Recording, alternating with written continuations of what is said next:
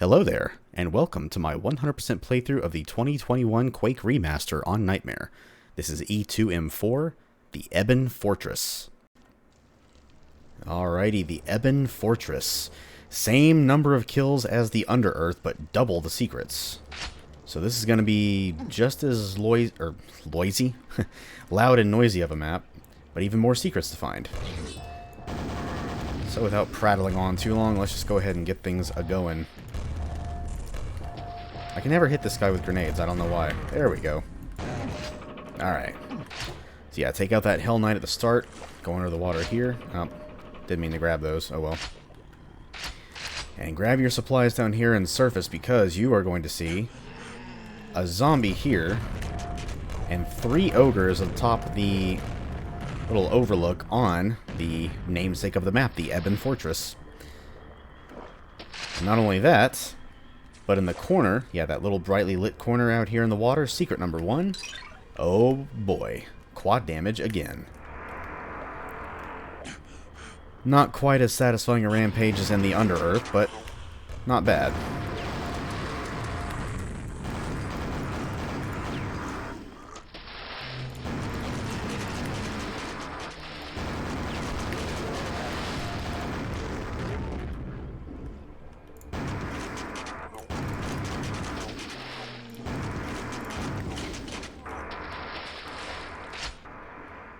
And just like that. Yeah, not quite as busy as the Underearth's quad damage rampage, but plenty fun enough. Oh, how'd you survive? Not allowed, sir. Alrighty, so now at this little... I guess this would be a cistern of sorts? The cistern of the Ebon Fortress? Anyway, grab your rocket launcher and back up. Because grabbing that rocket launcher is going to agitate some fiends, 2 to be specific. One of which ran all the way back here for some reason. Not sure why. Go around the left corner where the switch is. There's 2 Hell Knights over here. And then around the other corner. Yep, yet another fiend. And I believe an Ogre and a Hell Knight. Yeah, there's the Hell Knight. And the Ogre is... oh, he's past. Okay. So, we open these bars via the switch on the other side of the room, but... why not use it to our advantage before we open it? It's either that or have another fiend try to eviscerate us. I'd rather not have that happen. Trim the fat as early as we can. But of course there's, ow, always another one.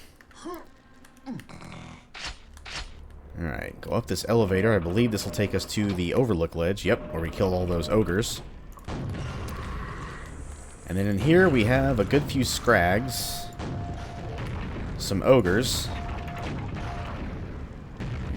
Yeah, there's a secret wall down there that ogre's grenade opened for us. That was pretty nice of him. Now, the door does not close, I don't think. Yeah, so there's no time limit. No need to rush it, because 2 fiends at the bottom of the stairs. My supply of nails is getting rather low, so gotta keep an eye on that. There's the gold key door. Now, this level's pretty funny with the gold door. It is entirely optional, because all that is inside is yellow armor and a big box of nails. I really don't know why that is a key door as opposed to just a regular door. Or at least a door that's opened by a switch, but yeah. Anyway, here's secret 2. Big box of rockets and 100 health. Yeah, secret number 2. Secret number 3 is actually behind that miscolored panel of wall over there. Now before we grab it, I'm going to go ahead and take out a couple more ogres. There's a biosuit up here as well. We're going to want to grab the pickups pretty quickly after each other, because we shall be putting both to instant use. So grab that pentagram, grab the biosuit, watch out for the scrag up there, swim into the acid here,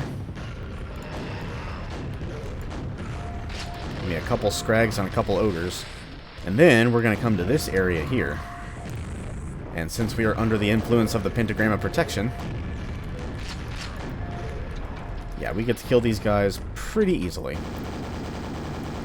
Now there's a shambler up there on that ledge. That ledge is blocked by those bars.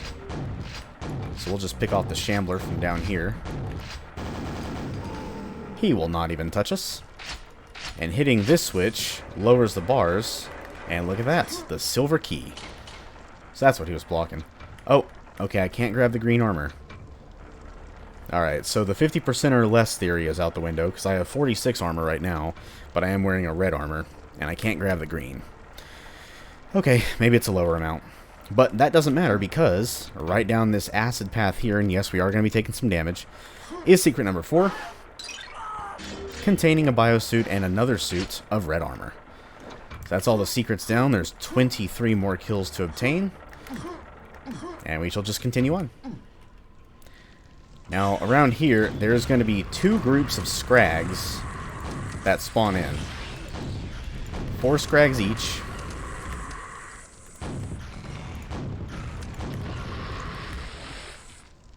Now, before this remaster came out, there was a group of scrags, and I think this happened in the Dark Places source port as well. A group of 4 scrags, I think it was the second of the groups of 4 right here that I just took out, that would not spawn. There was some kind of missing spawn trigger, and because of that, oh, that was Discord, ignore that. Because of that missing spawn trigger, you would be 4 kills shy of 100%, so. Yeah, sorry about the Discord ping. I forgot to go into streamer mode for these recordings, oh well. So there is a quad damage over there behind some bars. We obviously can't go through them. Now, the way to get past it, yep, if you step close enough to that ledge, that shootable button becomes visible, and now we can access all these items. But 2 things. 1, there's a zombie around that corner, so take him out. We are not going to be grabbing either of these just yet. You want to get that quad damage and basically haul ass to the end, because that's where you're going to need the quad damage the most. The final fight is a little tricky. And when I say tricky, I mainly mean dangerous. You will be fighting fiends and ogres in very close quarters, where the fiends can very quickly team up on you and pin you. So you'll want to deal as much damage as you possibly can.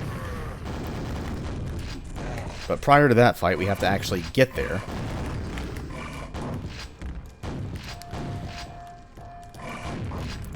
And we do that by getting all these kills first. There's another ogre up there, I heard him. Where are you? There's a shambler up there as well. And then there's a Hell Knight. Yep. Camping right around that little column where that switch is. Naughty, naughty, Mr. Hell Knight. We do not camp in Quake. This is not Call of Duty. Throw the switch to lower the bars, allowing you to get all the way upstairs. And I think I'll grab the quad damage now. And I think I actually will use the rocket launcher on the shambler. Since I have quad damage, it shouldn't be quite as bad of an idea unless I accidentally blow myself up, which would be just hilarious. But get the quad damage. Agitate. I'm going to use a super shotty, actually. There we go. Cross this bridge. Hit the shootable button, which lowers this wall. Destroy the ogre. Hit the switch. Lower down to the final fight. And just go crazy.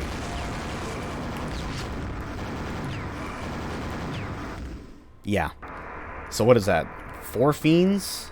4 fiends and 2 ogres. In very close quarters.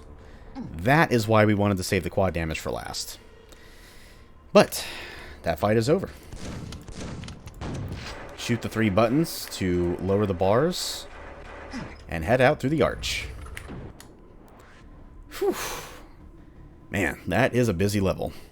So, a couple of notes. Number 1, like I mentioned before, there are those 4 kills that, prior to this remaster, were impossible to get without console commands, because a squadron of 4 scrags just wouldn't spawn in. There was a missing spawn trigger for them. So you couldn't kill them without, I guess, no-clipping through the map and finding their monster closet or something. And number 2, this is, along with the installation, the other map in Episode 2 that was cut from Quake 64. So I mentioned in the Slipgate Complex how a running theme with this game is at the beginning of each episode, the first map is always a tech-based map. Well, in Quake 64, that was only the case for episodes 1 and 3. The tech-based map of episodes 2 and 4 were both cut. I assume, again, for time constraints or, cartridge storage limitations, those kinds of constraints. And also the introductory map where you get to choose your episode and your difficulty. That wasn't in Quake 64 either. You chose your difficulty from the starting menu, and you always had to go from episode 1 through 4 in order. You didn't have a choice to do them out of order. So, yeah. So in episode 1, the only map that was cut was the Grizzly Grotto, which, and I did mention this back in the Necropolis, that's why they put the secret exit to Ziggurat Vertigo in the Necropolis, because Grizzly Grotto did not exist in Quake 64. And then episode 2, both the installation and the Ebon Fortress were cut. And episode 3 and 4, I will mention which maps got cut from Quake 64 from those episodes when I get to them.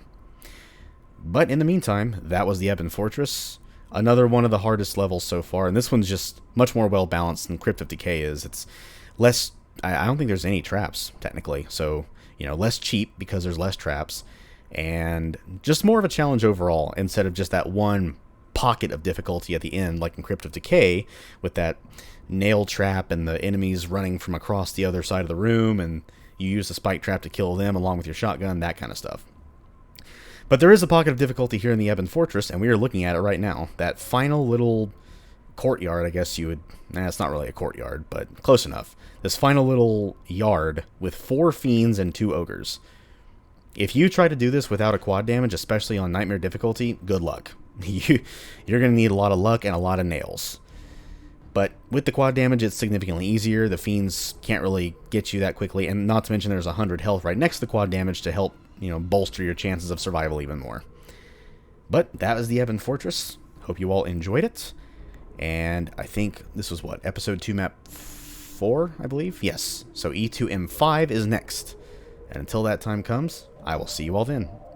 Bye-bye.